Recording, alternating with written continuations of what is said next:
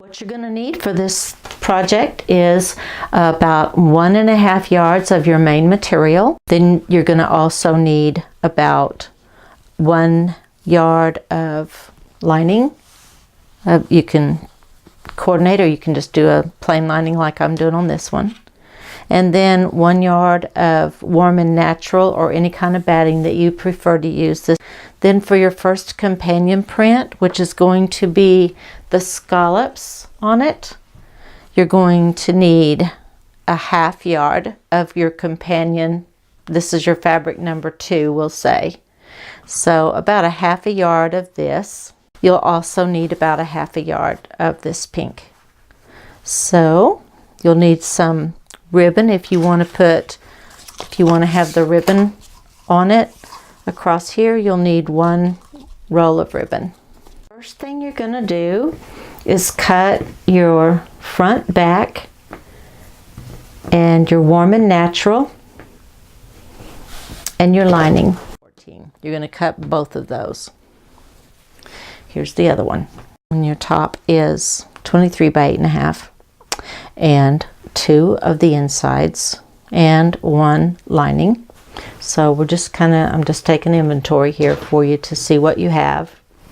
And then we're going to do the ends. These are rectangles also, and these are 10 by 14. Okay, 2 rectangles, front each end, 10 by 14. You're going to have the lining and 1 layer of the warm and natural, and those are going to fit together. We're not going to sew them together right now because the liner is going to be sewn separately. Okay, but what we are going to do right now is cut our 4-inch strips. You're going to end up with, your long 4-inch strips, but what we're going to do is just measure them here and bring it from the bottom of the fabric 4 inches. Make a line right there at 4 inches, because that's where we're just barely going to cover that line with the pink. So the first thing that we're going to do before we go any farther, we're going to sew these 2 pinks together so that when we turn them, it'll be nice and thick and you won't be able to see the material below under it. You don't have to sew the ends. Okay, just sew the 2 long ones, because we're going to turn it, and when we put these together, it'll sew those ends. So all we're going to do is just do a scant 1/4 inch seam along the top and bottom, and then we're going to turn it and iron it. So cut both of those. Also get your next one. These are the same way.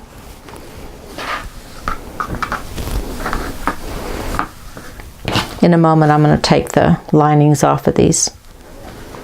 One's been cut to fit again, just like that. Put these fronts together. Going to do the same kind of sewing with this.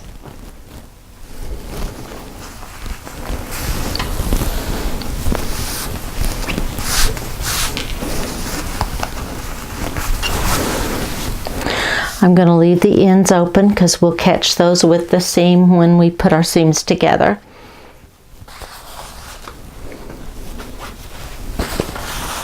And this is for the other side, which is over there, but I'm going to measure it right along this one too to be sure it's right.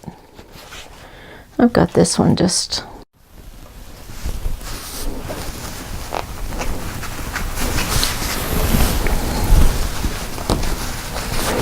So I'm going to sew along the top and along the bottom, and I'll be right back. Okay, so I have chain pieced these, and that just means, if you haven't heard that before, it just means that you can run one right through the sewing machine after the other, and then whenever you get both sides all done, then you can cut your threads. It saves a lot of cutting your threads and, pulling that long thread out and then cutting it. And it goes a lot faster. So this is called chain piecing. Okay, to make this cute scallop that is going to go along the bottom of the sewing machine cover, you need 3 widths, 5-inch widths of your material. So here's my fold right here, and I've already squared this up, and I would just basically be taking a 5-inch strip off of it 3 times, as you can see. 1, 2, 3. That's what I would do. But because the camera's kind of in the way, what I'm going to do is I'm just going to double this over, because I still need 5 inches times 3 of them. So I'll square this real nice. Okay, and then just go 1, 2, 3, 4, 5. 1, 2, 3, 4, 5. Put it right here and cut. This one strip is going to give you back and front. One strip is going to give you back and front of this scallop. So this is going to go across the front or back, and I've already cut 1, 2. That makes 2. So I will cut 1 more at 5 inches. 1, 2, 3, 4, 5. Right there. And that's going to give me plenty for each end. So it's 1 for the front, 1 for the back, and 1 to be split for each end. Now, the way we're going to make the scallops, you're going to just kind of ad-lib a little bit of that, because I'm going to show you the pattern for it, and then you're going to draw out your own pattern, because it's real easy. Okay, so now we've got our 3 5-inch strips that are on the fold. That's how they are. So we're getting ready to make the scallop, and I don't want the selvage to be included. So I'm just going to lay that right across there and cut that selvage right off. I don't want it to be included in the total strip. Okay, now in order to know what size scallop you're going to have, you need, after you cut that selvage off, you need to go ahead and double it over once. Make it right up to the edge. Quit that. Double it right over to the edge. Okay, and then you're going to double it again. This comes out to be about a 5-inch square when you do that. 1, 2, 3, 4, 5, and it's just, you know, the fold is a little bit bigger, but that's okay. But just take a 5-inch rectangle of fabric, of paper, and cut you a 5-inch rectangle. Snip, snip, and I'm using my fabric scissors for paper. That's what these red ones are sitting here for. Okay. It just doesn't have to be perfect, but you're going to fold whenever you get your 5-inch rectangle, just check it, see if it fits. It's a little bit long, so just cut it off just a little bit. Okay, so what you want to end up with is just like that. Then you're going to fold it over once, in half, and you're going to see that your fold is where your arch is going to be. You want your fold to be up there where your arch is going to be. So just arch however deep you want it, and I'm just going to be cutting just an arch like that. I like it kind of a slow slope, so I'm going up like that, and that's where this arch is going to end up. And you can see it just fits. I'm just going to pin it on and cut it.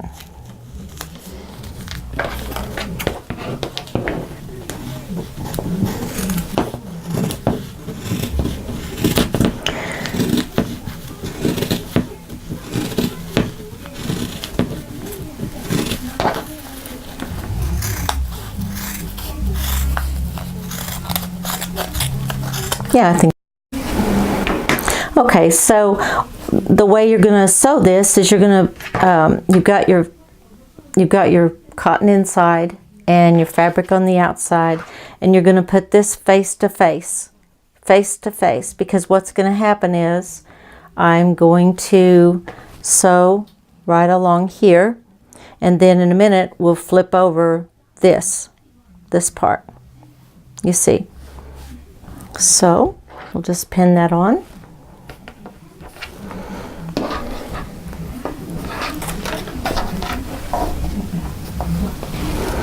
If this is pretty thick, if you have a walking foot, that'll help you go across. I'm going to do this. I'm going to also do the next one and the next one. So we'll do that right now so that it will.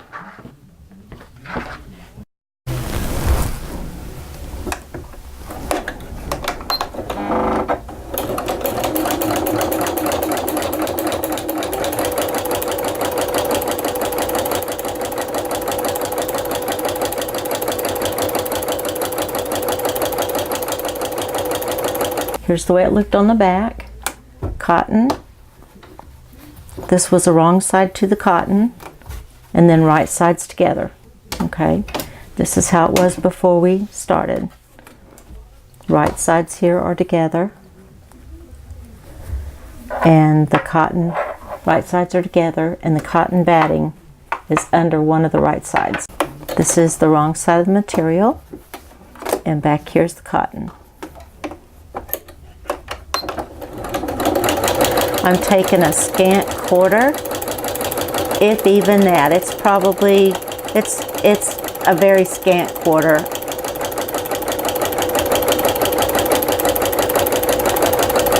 The white that you see above, if you can. All right, take it to the ironing board, and then I'll come back to the sewing table. Okay, so I had forgotten to tell you to clip your inside curves and trim any excess off, because what you don't want to do is have to mess with puckers. So just cut your extra batting if you have any. Even see it right there is just a little bit high. Here's my seam here, so I'm just going to go ahead and blunt that off a little, because I don't like to mess with puckers. So whenever we turn this over to get ready to iron, it should have a nice smooth arch to it. Just going to push that out all the way down.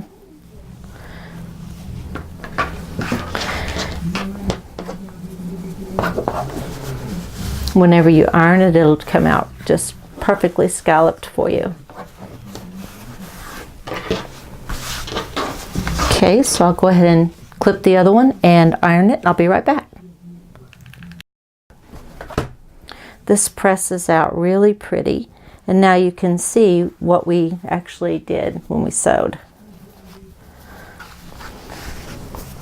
Just push out all of your scallops,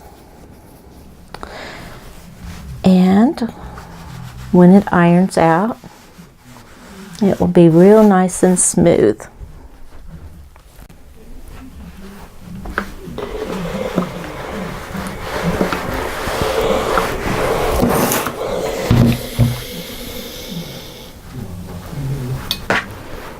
Just press it out with your fingers.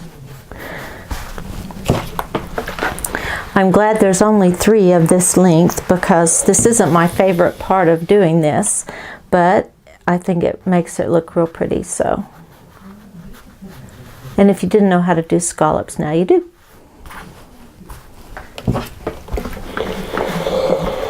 Oops. That one's just being a little bit not as pretty. There we go. It just has to get pressed out. And in a minute, I'm going to turn it over so you'll see the pretty side.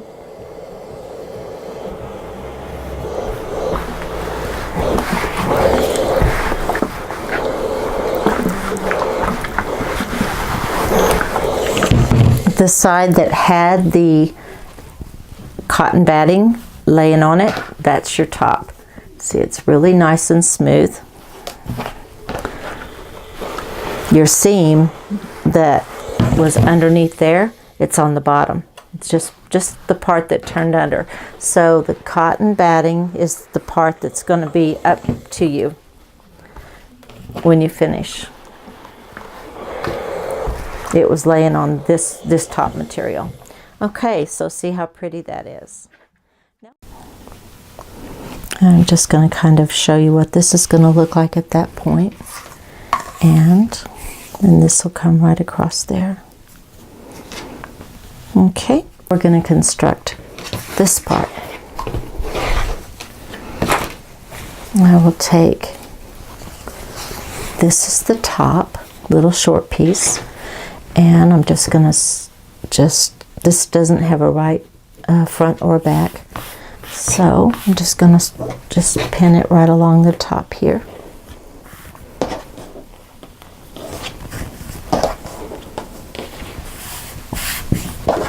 And I'll pause you and I'll be right back. So there's that part. Now, so the other one on right sides together now, because I do have a front and a back now that I've made a seam. Okay.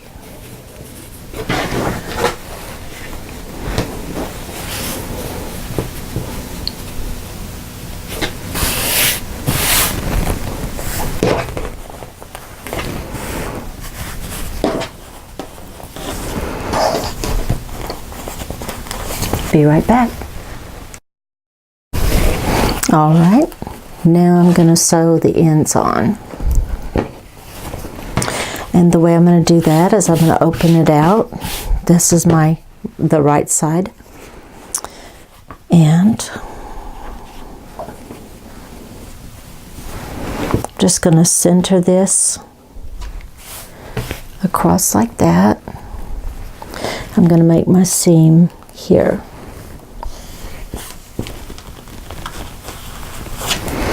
Right here. I'm going to sew right along here. Okay, right here. Now I'm going to do the same thing over here. I'm going to center that across the two seams. Here's the seams, and I'm going to center this right over. So it's got about an inch, about a 3/4 of an inch on each side of that seam.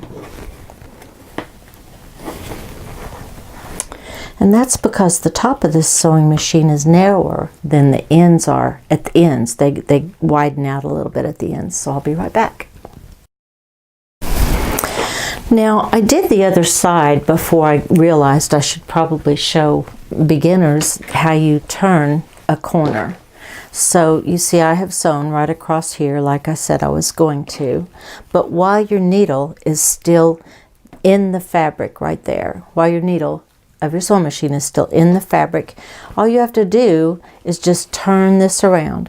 So if your needle is still down through the fabric, it will just pivot right around.